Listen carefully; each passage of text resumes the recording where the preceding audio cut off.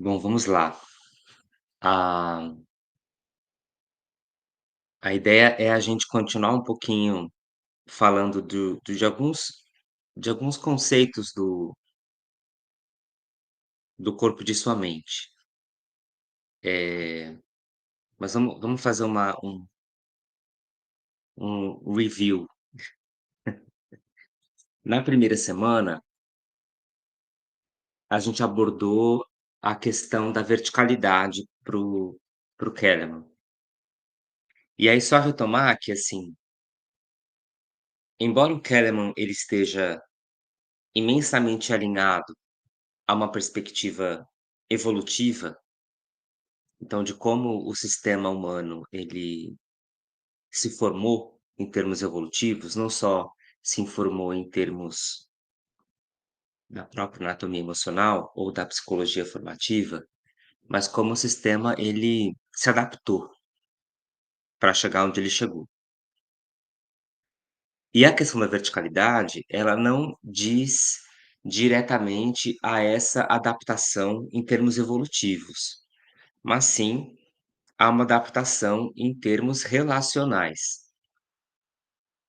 É claro que uma adaptação em termos relacionais conversa com uma adaptação em termos evolutivos, mas o recorte dessa reflexão acerca do questionamento, desculpa, dessa reflexão acerca da verticalização, é um questionamento de como estar na vertical incorre sobre desdobramentos acerca da própria subjetividade posta em contato.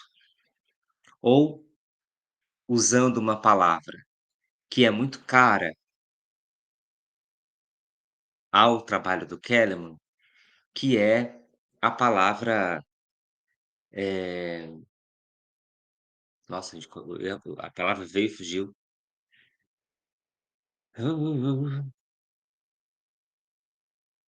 Gente do céu, tenho que tomar ginkgo biloba agora, pra melhorar a memória.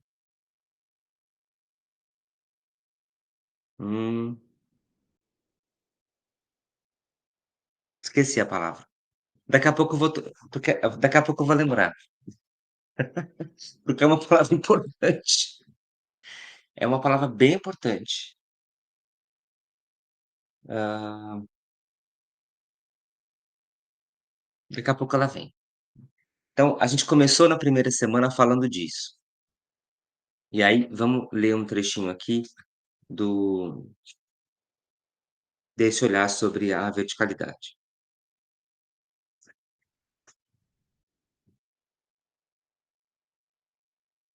Espera. Uhum.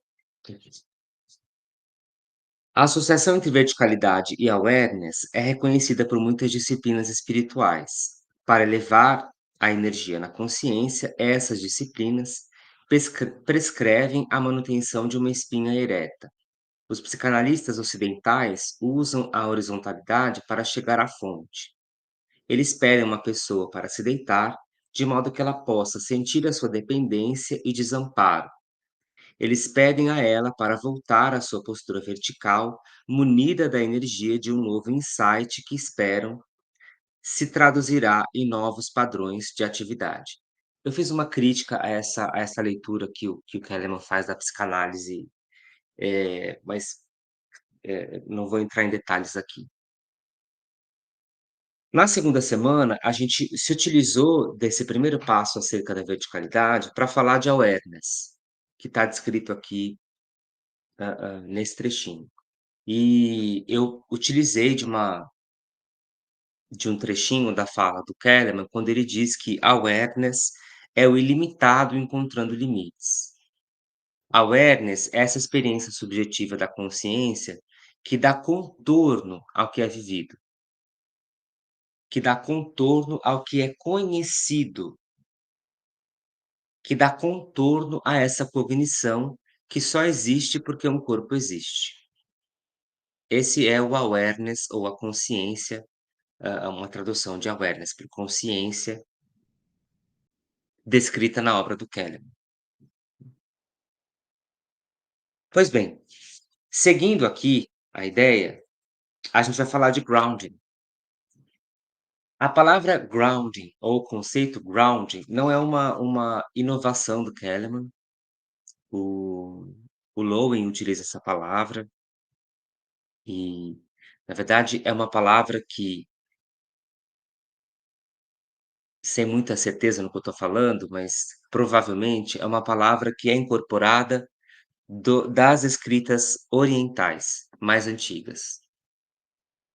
A ideia de enraizamento, a ideia de uma conexão com a terra, a ideia de uma conexão com aquilo que é natural. Então, primeiro uma compreensão da nossa própria existência como uma existência natural, né, de seres naturais. O que que eu estou querendo dizer? Nós não estamos a nossa vida, ela não está desconectada dessa vida que a gente chama da vida da natureza. Então, percebam que às vezes a gente fala assim: eu preciso tirar um tempo para entrar em contato com a natureza". Aí a gente procura uma praia, uma cachoeira, uma floresta, um sítio, por aí vai. Entendo essa fala, mas a gente esquece que a nossa morada enquanto corpo, a nossa existência enquanto corpo, é uma morada, é uma existência natural, própria da natureza, próprio dos seres naturais. Então, essa conexão de natureza com natureza, essa conexão de um ser vivo com o ambiente natural com o qual ele estabeleceu uma dinâmica de adaptação, e com o qual permite que ele faça, relações, que ele construa relações. Então, grounding, sobretudo, retoma essa possibilidade de conexão entre a natureza que eu experiencio mais vividamente, ou a natureza que ocupa ou que acolhe a minha subjetividade, e a natureza como espaço mundo exterior, que essa subjetividade, estabelece contato. Tudo bem essa noção de natureza? Fica meio me interrompa, por favor, se você precisar. Eh, pois bem, aí ele vai dizer o seguinte, que é isso que bom, vou ler. Grounding é uma expressão da nossa vida planetária. Ele vai mais longe, né. Ele vai para os planetas. Mas é exatamente essa conversa. Grounding é uma expressão da nossa vida planetária. Grounding conecta o nosso processo excitatório ao processo terrestre, formando a ambos, formando no sentido da psicologia formativa. Exatamente como o enraizamento de uma árvore conduz o fluxo da seiva da terra para as folhas e das folhas para a terra.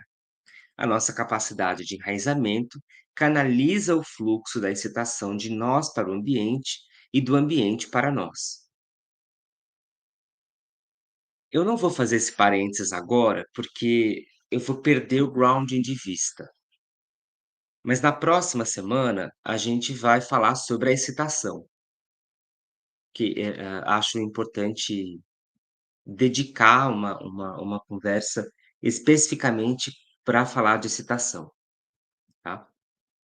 Mas quando ele diz assim, que grounding conecta o nosso processo excitatório ao processo terrestre, formando a ambos, em outras palavras, o que o Kellerman propõe é que esse processo pulsatório que acontece no nosso corpo,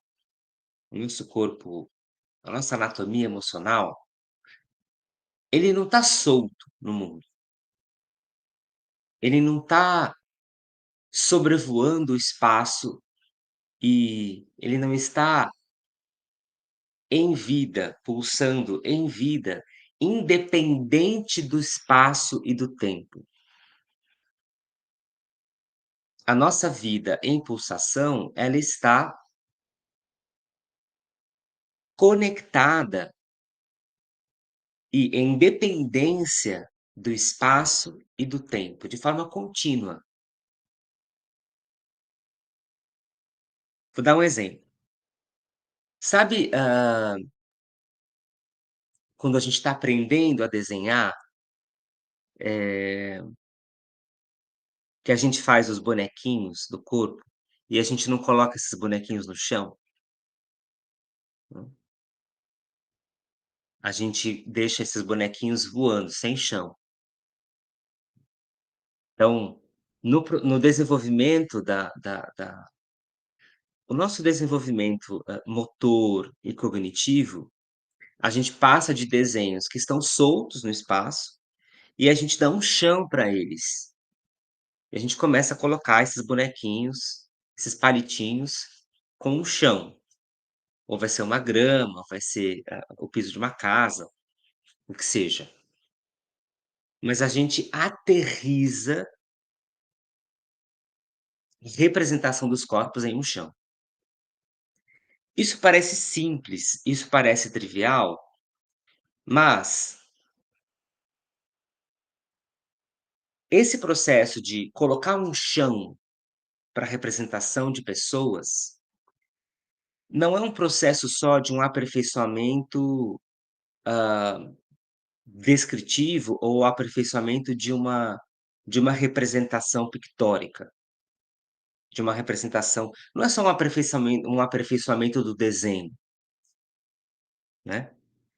Esse é essa é o desenvolvimento dessa complexidade, ele expressa também a própria o próprio desenvolvimento da cognição dessa criança, no sentido dela começar a reconhecer que ela ocupa um espaço e ela estabelece as relações da vida dela nesse espaço, ou em vários espaços.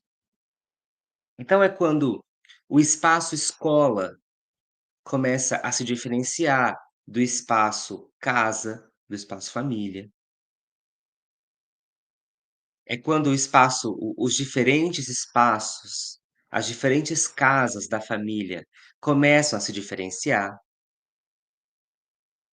Então, por que que é um choque para muitas crianças o início da vida escolar? Geralmente quando essa vida escolar ela é protelada, ela é iniciada muito tardiamente. Então, por exemplo, eu iniciei a minha vida escolar com 6 anos. Então, eu iniciei muito tarde aos padrões atuais, que algumas crianças começam a vida escolar com 2 anos. Pois bem, não só comigo, mas com muitas crianças, ocorre um choque. Então existem os períodos de adaptação, em que a ocorre a presença e a ausência da família vai se fazendo de forma gradual nesse espaço. E esse choque na criança acontece, porque justamente esses espaços não estão diferenciados. Então eu lembro que no início da a primeira vez que a minha mãe me deixou na escola, eu fiquei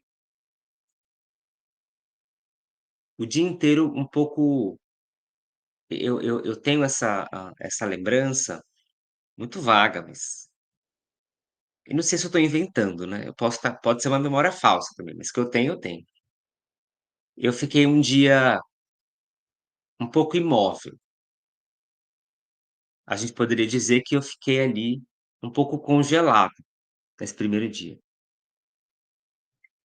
E aí quando eu voltei para casa, eu não sabia muito dizer como tinha sido o meu dia. Sabe aquela pergunta que a família faz: "Ah, como foi seu dia na escola?" Eu não soube muito bem o que responder. No segundo dia de aula, eu chorei. Eu não chorei no primeiro, eu chorei no segundo. Eu sei que quando a minha mãe me largou, que ela falou assim: "Vai", sabe aquele empurrãozinho? Mas assim, eu abri um berreiro absurdo. E aí a minha mãe assim: "Não, calma, você vai ficar", e fiquei. E aí isso foi, naturalmente sendo, eh trabalhado, diminuindo, até que tudo correu bem.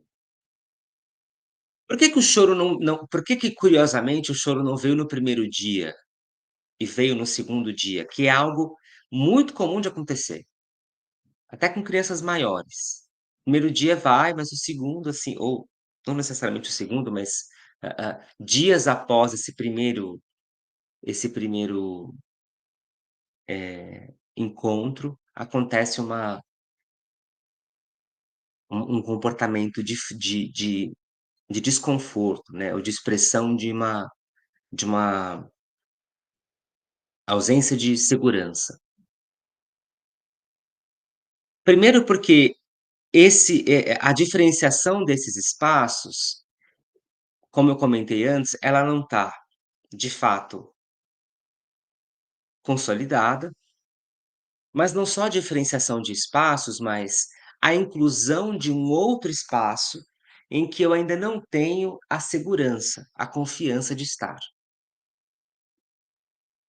como a confiança, a segurança de estar na minha casa. Quando tá um parênteses, quando existe a segurança/confiança desse espaço, que para muitas crianças não tem. Eu tive, por exemplo, alunas, de 7, 8 anos, que choravam quando tinham que ir embora. Choravam muito quando tinham que ir embora para casa. Daí você tira como esse espaço de segurança/confiança, ele nem sempre está posto. Então, voltando à nossa história do grounding, esse aterrissar do processo de desenvolvimento, ele é um aterrissar também no sentido da compreensão de outros espaços em que eu posso me desenvolver, ou melhor dizendo, outros espaços em que a minha existência, o meu processo pulsatório de vida possa existir. Não só existir, mas existir com segurança/confiança. Tudo bem? Vai me parando, Marlene. Aí vem a história do grounding. Bom, ela já tá vendo, né, ela já tá vindo, mas ela vem de novo agora. Eh, Tô tentando lembrar aquela palavra ainda, mas ela não veio, daqui a pouco ela vem. Aí ele vai dizer assim, ó: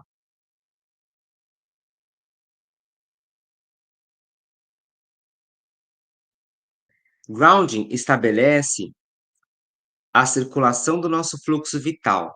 Todos ouvimos expressões como ter os pés no chão, ter os pés bem plantados".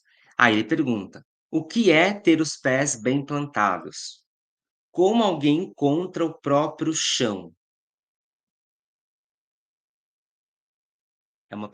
É a pergunta de US$ 1.000.000, né. Como é ter os pés plantados? O que é ter os pés bem plantados?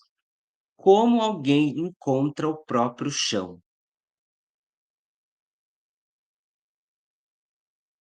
A ideia aqui é que quando esse processo pulsatório, esse fluxo excitatório, que eh, que está em relação com esse contorno que o chão nos dá, ou nas palavras dele, ground conecta o processo excitatório ao processo terrestre, quando esse fluxo excitatório, ele está, por algum motivo, rompido, congelado, modulado de uma maneira, de uma valência negativa ou com uma obstrução, enfim, várias situações, eu tenho essa conexão prejudicada. É como se os meus pés, não encontrassem o solo. Sabe a expressão "eu fiquei sem chão" ou "eu estou sem chão"? Por que que algumas pessoas desmaiam em situações de uma excitação muito grande? Por 2 motivos. O primeiro motivo é por um mecanismo de sobrevivência. O desmaio ele rompe momentaneamente a experiência perceptiva, né. Então numa situação de uma excitação grande emocional, o desmaio ele rompe a experiência perceptiva.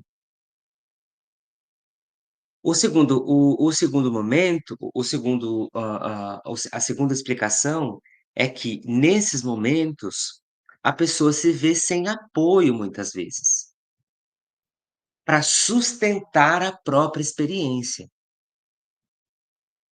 Ou, não só para sustentar, mas para ter um lugar, um espaço mesmo, espaço-lugar, não um lugar, figurativo. Um espaço, lugar de confiança/segurança. Caso ela vá cair. Então, como isso não existe, eu caio, literalmente. E eu caio via desmaio. Aqui na Espanha, eh, bom, aqui na ilha, né, onde eu tô, tem uma prática muito, muito comum, mas assim, é muito, muito comum. Primeira vez que eu ouvi, eu falei: "Nossa, que é isso?".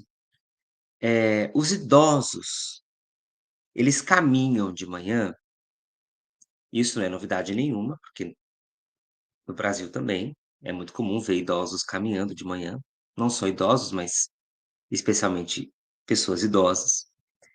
Mas aqui, os idosos caminham com aqueles bastões de trekking, sabe, de quando a gente vai fazer escalada, ou vai fazer uma trilha muito grande, sabe aqueles cajados de trilha? Então, assim, alguns andam com um e não é bengala, não, detalhe, não é bengala, são bastões de trekking. E alguns andam com um, outros andam com 2. E você vê que eles não têm nenhuma restrição de mobilidade, nenhuma restrição de mobilidade, diferente de pessoas que utilizam bengala, tá. Pois bem, primeira vez que eu vi aquilo, eu falei: "Isso, por que que isso está ali, já que a pessoa não tem uma restrição de mobilidade?". Esse objeto está ali, porque ele é vamos lá, por 2 motivos. Motivo prático. O motivo prático daquilo é que eu tenho mais apoio, né. Se eu estou com um, eu tenho mais um apoio, se eu estou com 2, eu tenho mais 2 apoios. Então você vê ali que as pessoas coordenam o seu caminhar com os 2 bastões. Agora, a explicação não objetiva, não direta, é que esses 2 batões, a possível explicação não objetiva, não direta, é que esses 2 bastões, eles expressam eles expressam uma segurança, uma segurança para qualquer evento adverso que possa acontecer. Qualquer evento, então assim, algumas pessoas, é claro que eu não tenho esse dado, mas assim, vamos pensar em alguém que tem alguma alteração, de pressão arterial momentânea. O uso do bastão, ele pode servir para evitar uma queda de uma altura muito maior. Você pode ir se apoiando até chegar no chão, por exemplo. Então, além disso, você tem com a inclusão desses elementos de segurança, você tem como criar novos diálogos com o espaço. Então você tem pessoas aqui que andam com 2 bastões e andam muito rápido. e coordenam braço e perna de uma maneira muito ágil. Então, o comportamento do caminhar, ele é alterado pela inclusão desses objetos. Mas notem, mas notem, a inclusão desses objetos, em primeira análise para a gente aqui, possibilita uma relação de maior confiança/segurança com a Terra. Terra é espaço e a Terra enquanto elemento que vai possibilitar esse trânsito, essa conexão do corpo com o espaço que o corpo ocupa. Não só ocupa, mas se relaciona. E isso parece até, muitas vezes trivial, até bobo, mas não é, não é. Porque em muitos casos, para muitas situações desse desequilíbrio do fluxo excitatório, o que nos falta é chão. O que nos falta é chão.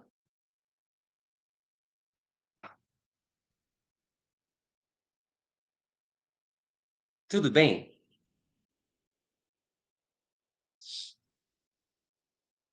Agora vamos fazer uma pergunta, uma pergunta, eh, não é tão simples, hein. É uma pergunta nível intermediário, avançado. É necessário consciência para que, ocorra a experiência de grounding? Você acha? Sem medo de ser feliz. É necessária a consciência para que ocorra a experiência de grounding?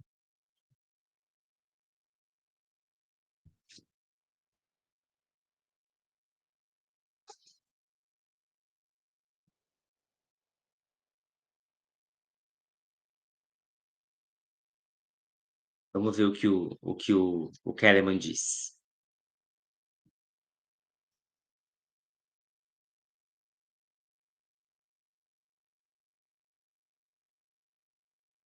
Aqui.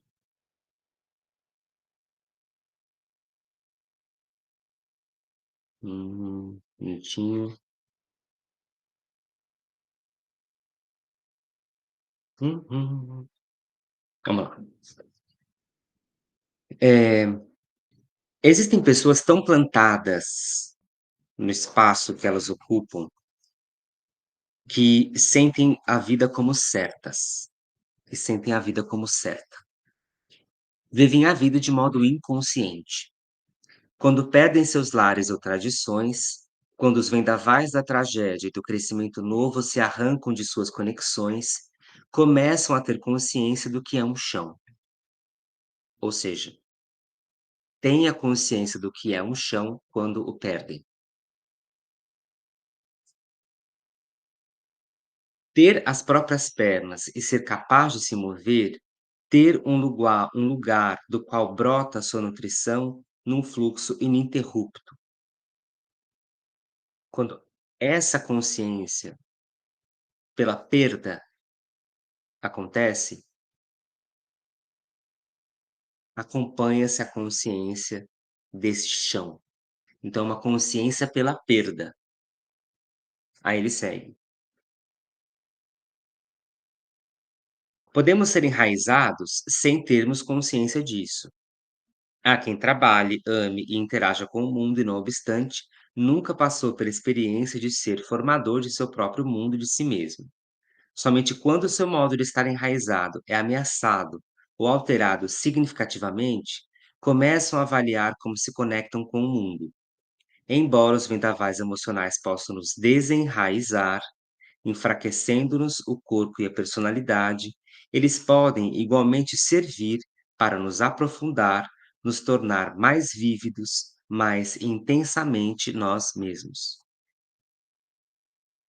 Então, essa pergunta de que se é possível ter a experiência do grounding de forma não consciente, ou se é só possível pela consciência, ela é respondida a partir de como se dá a experiência de estar vivo de cada pessoa. Então, quando a experiência de estar vivo, ela é dada pela relação pulsante com o mundo e com os outros, de forma a estabelecer um trânsito entre a minha existência e a existência do outro, e não só colocar para dentro a existência do outro, assim como não só vomitar a nossa existência em direção ao mundo, mas de fato estabelecer um trânsito. Quando isso ocorre, é possível a experiência de grounding de forma não consciente. Vou ler de novo.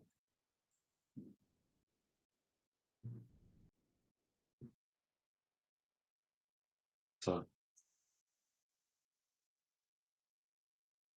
A gente tão plantada na família ou na tribo que sente a vida como certa, vivem a vida de modo inconsciente.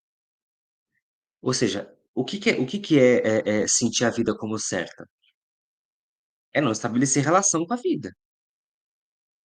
Já que tá certa, não vou fazer nada. Eu vou passar os dias. A vida tá certa. A vida tá ganha. O ato dentro da perspectiva do Kahneman, o ato de viver é um ato intencional. O ato de viver é um ato ativo,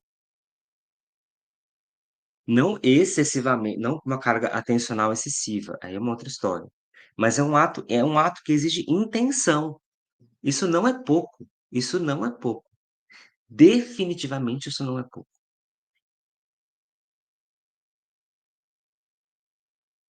Podemos ser enraizados sem termos consciência disso, certo? Desde que a intenção presente, a perspectiva ativa de relação com a vida estabeleça esse trânsito, essa troca. O que acontece é que muitas vezes essa percepção do enraizamento, ela vem pela falta dele. Sabe quando a plantinha morre e você só toma conta que ela morreu depois que morreu? E aí você vai ver, você tinha uma raiz ali que não se aprofundou.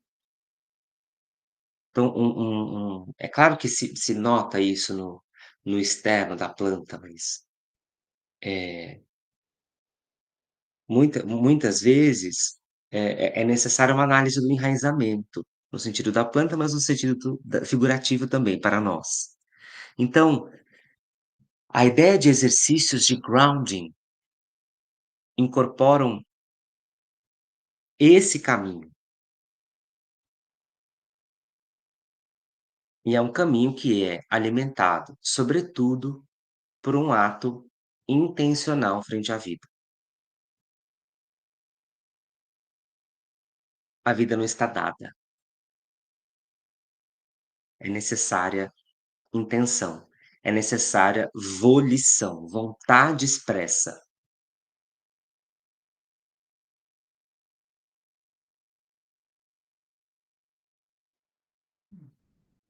Tudo bem?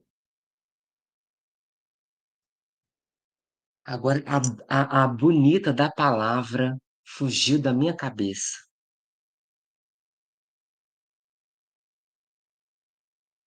Eu vou lembrar ela ainda hoje.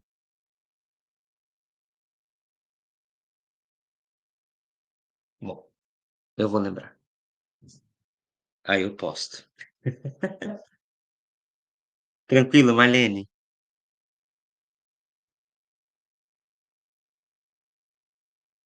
Então, nos vemos às 20 horas. Obrigado pela presença, por ter me feito companhia. Tchau, tchau.